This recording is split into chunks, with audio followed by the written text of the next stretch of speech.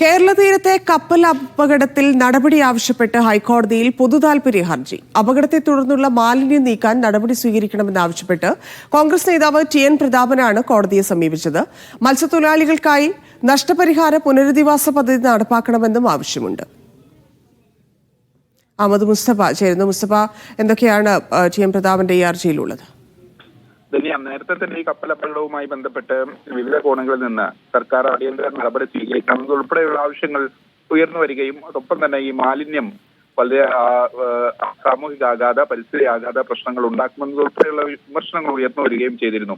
കഴിഞ്ഞ ദിവസം എറണാകുളം പ്രസ് ക്ലബ്ബിൽ ടി.എൻ. പ്രതാപൻ ചില വാർത്താ സമ്മേളനത്തിൽ ചില വിമർശനങ്ങളും ഉയർത്തിയിരുന്നു. അതിനിടയിലാണ് ഇപ്പോൾ ഹൈക്കോടതിയിൽ ഒരു പൊതു താൽപര്യ ഹർജി നൽകിയിരിക്കുന്നത്. പ്രധാനപ്പെട്ട രണ്ട് ആവശ്യങ്ങളാണ് ഇതുമായി ബന്ധപ്പെട്ട് ടി.എൻ. പ്രതാപൻ ഈ ഹർജിയിൽ ഉന്നയിക്കുന്നത്.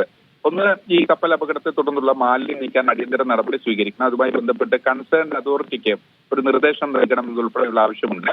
മറ്റൊന്ന്, ഒരു മത്സ്യത്തൊഴിലാളികൾക്കായി ഒരു പ്രത്യേക പാക്കേജ് നഷ്ടപരിഹാര പുനരധിവാസ പദ്ധതി നടപ്പാക്കണം. പ്രത്യേകിച്ച് കപ്പലുമായി ബന്ധപ്പെട്ട് തീരത്തേക്ക് തിരുവനന്തപുരം, കൊല്ലം ഉൾപ്പെടെയുള്ള തീരങ്ങളിൽ നിരവധിയായ കണ്ടെയ്നറുകൾ അടിയുന്നു. ആലപ്പുഴ ഉൾപ്പെടെയുള്ള സ്ഥലങ്ങളിൽ അവിടെ മത്സ്യബന്ധനത്തിന് കർശനമായ നിയന്ത്രണം കൊണ്ടുവന്നിരുന്നു. ആ സമയത്ത് പ്രത്യേകിച്ച് കടലിൽ എണ്ണ പാട ഉൾപ്പെടെ ഉണ്ടെങ്കിൽ തുടരുന്നത് ഉൾപ്പെടെയുള്ള നിയന്ത്രണങ്ങൾ ഉണ്ടായിരുന്നു. സ്വാഭാവികമായും അവരുടെ മത്സ്യബന്ധനം ഉൾപ്പെടെ തടസ്സപ്പെടുന്ന സാഹചര്യത്തിൽ അവർക്കൊരു പ്രത്യേക പാക്കേജ് വേണം. ഒപ്പം തന്നെ പരിസ്ഥിതി ആഘാതം വിലയിരുത്താൻ ഒരു ഉന്നതാധികാര വിദഗ്ധ സമിതിയെ നിയോഗിക്കുകയും നഷ്ടപരിഹാരം തേടി കപ്പൽ കമ്പനിക്കെതിരെ നിയമ നടപടി സ്വീകരിക്കണമെന്ന് നേരത്തെ തന്നെ സംസ്ഥാന സർക്കാർ ഇതുമായി ബന്ധപ്പെട്ട നടപടിയിലേക്ക് കടന്നിരുന്നു. പക്ഷേ ഏതെങ്കിലും തരത്തിൽ പൂർണ്ണ തോതിൽ എത്തിയതായിട്ട് അറിയില്ല. അതുകൊണ്ട് കപ്പൽ കമ്പനിക്കെതിരെ നിയമ നടപടി സ്വീകരിക്കണമെന്ന് ഉൾപ്പെടെയുള്ള ആവശ്യമുണ്ട്. എന്തായാലും ഇന്ന് ചീഫ് ജസ്റ്റിസ് അധ്യക്ഷനായ ഡിവിഷൻ ബെഞ്ച് ഈ ഹർജി പരിഗണിക്കുന്നുണ്ട്. ധന്യ.